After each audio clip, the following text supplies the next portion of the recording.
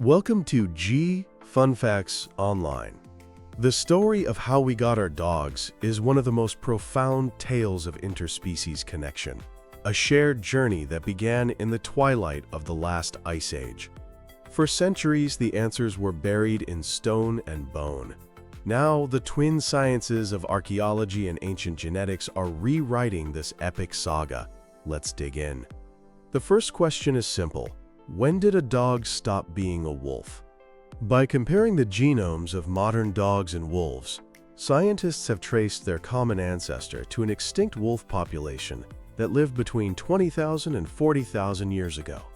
This marks the genetic split, but it's not the same as domestication. That's the process where an animal adapts to live with humans over generations. Pinpointing exactly when and where that happened has led to two main theories. First is the commensal scavenger hypothesis. This idea suggests that wolves essentially domesticated themselves. During the harsh ice age, bolder, less fearful wolves might have been drawn to the edges of human hunter-gatherer camps, where discarded food scraps were a reliable source of food. Over generations, natural selection would have favored wolves that could tolerate being near humans. Eventually, humans may have realized the benefit of these canids, their barks acting as an alarm system. This turns a one-sided relationship into a mutually beneficial one. The main criticism here is whether nomadic human groups could have produced enough consistent waste to actually sustain a wolf population. The alternative is the cross-species adoption hypothesis. This theory suggests a more active role for our ancestors. Drawing on observations of modern hunter-gatherers who raise wild animals, it proposes that Paleolithic humans may have taken in and raised wolf pups, perhaps after a hunt left a den orphaned. Rearing pups from a young age creates powerful social bonds across species. The utility of dogs as hunting partners or guards would then have been a secondary benefit discovered through the primary act of pet keeping.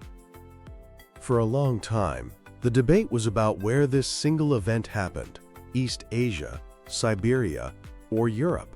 But some genetic research has thrown a curveball: the dual domestication hypothesis. A 2016 study analyzed a 800-year-old dog from Ireland and suggested a deep genetic split between dog populations in East Asia and Europe. This led to the theory that dogs might have been domesticated independently on opposite ends of the Eurasian continent from two different wolf populations. Later, as humans migrated, the eastern dogs moved west and largely replaced the original European dogs. While it's still debated, it shows just how complex this story really is. While genetics gives us the timeline, archaeology provides the tangible proof of this ancient relationship. The most compelling evidence comes from Bonn Oberkassel, Germany. Here, a 200-year-old double grave holds the remains of a man, a woman, and a dog, all buried together. Re-examination of the dog, a puppy, revealed it had suffered from a severe case of canine distemper. The analysis of its teeth showed it survived multiple bouts of the illness, something almost impossible without intensive human care. This sick puppy offered no practical use. It was nurtured, providing the earliest proof of a deep emotional bond. Another poignant discovery comes from a 12,000-year-old settlement in Israel, where an elderly woman was buried with her hand resting on the body of a small puppy. These intentional co-burials show that from the very beginning, dogs were more than just tools. They were family. As the partnership grew, dogs took on many roles. Rock art in Saudi Arabia, dated to over 8,000 years ago, depicts humans hunting with packs of leashed dogs. With the rise of agriculture, dogs became herders and guardians of grain stores. In the Americas, before horses arrived, dogs were even used to pull sled-like platforms called travois, transporting goods. Their importance is also seen in their symbolic and spiritual roles. In ancient Egypt, dogs were associated with Anubis, the god of death, and were often mummified. In Mesopotamia, they were linked to Gula, the goddess of healing. These varied roles show a deep integration into the very fabric of human culture. This brings us to the modern revolution in this field. Ancient DNA, or aDNA. Sequencing the genomes of dogs that lived thousands of years ago allows us to trace their journey with incredible detail, bypassing the genetic noise of modern breeding. One of the most fascinating things aDNA reveals is how dog genetics mirror human migrations. Take the peopling of the Americas. Ancient dog DNA shows they weren't domesticated from American wolves, but arrived alongside the first humans who migrated from Siberia. Tragically, these ancient American dog lineages were almost entirely wiped out and replaced by European breeds after colonization, a genetic echo of what happened to indigenous human populations. However, faint traces of these ancient dogs persist in some modern breeds like the Chihuahua. A similar story unfolded in Europe. The earliest dogs there were genetically diverse.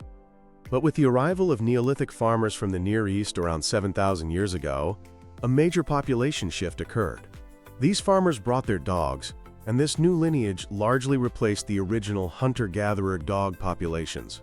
Perhaps most incredible is the evidence for coevolution, where both species influenced each other's genetic destiny. As humans developed agriculture, our diet became rich in starches. Dogs, eating our leftovers, faced the same dietary shift. Genetic studies show a stunning parallel. Both humans and dogs show an increase in the number of copies of the AMY2B gene, which is crucial for digesting starch. This adaptation isn't seen in wolves. Some ancient breeds from non-agricultural societies, like the husky, lack this gene expansion, further strengthening the link. Let's look at a couple of case studies. The powerful sled dogs of the Arctic are one of the oldest examples of selective breeding for a specific task. Analysis of a 500-year-old dog jawbone from Zhukov Island in Siberia, found with sled remains, revealed a dog remarkably similar to modern sled dogs like huskies and malamutes. It seems a distinct sled dog type, bred for hauling heavy loads in the cold, was established nearly 10,000 years ago. These dogs already had genetic adaptations for their environment, similar to those found in mammoths. Then you have the New Guinea singing dog and the Australian dingo. These are considered living relics. The singing dog, named for its unique howls, was thought to be extinct in the wild. But genetic analysis recently confirmed that a population of Highland wild dogs found in New Guinea are in fact the original wild population. Their relatives, the dingoes, arrived in Australia over 3,000 years ago with seafarers. Modern dingoes retain a surprising amount of their ancestral genetic diversity, giving us a window into what ancient dogs were like before modern breeding took over. So what does it all mean? The story of the dog is a sweeping epic that begins with a tentative alliance and evolves into the most enduring interspecies partnership in history. We see it in the 14,000-year-old grave of a sick puppy, cared for like a child. We read it in the genes that changed in both species as we adapted to a new world together. We trace it in the paw prints that followed our ancestors to new continents. The dog is a living artifact, a mirror reflecting our own journey. By digging into the earth and delving into the genome, we aren't just uncovering the history of man's best friend. We are uncovering a deeper understanding of ourselves. The story of the dog has always been, and always will be, a part of our own.